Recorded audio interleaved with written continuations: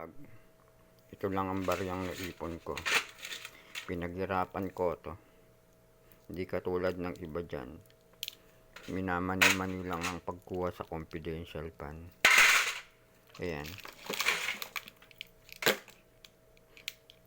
Halos katumbas lang to ng isang minimum wage ng isang buwang sweldo. May dit lang tong 10,000, hindi pa abutin ng 15,000. Like, share, and follow nyo lang. Sana yung confidential fund gamitin sa pagpapatayo ng maraming bahay. Sobra-sobra na yun para dun sa mga umuupa. Para magkaroon sila ng disenteng tirahan nang hindi na sila umuupa.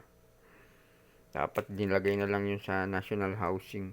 At yung national housing magkaroon ng massive construction ng mga bahay na para sa mahihirap.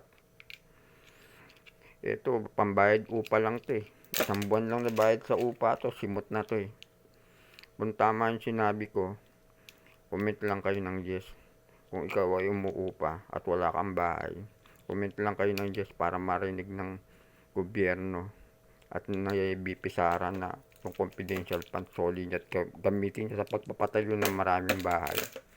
Like, share, and follow nyo lang mga ka-vlog.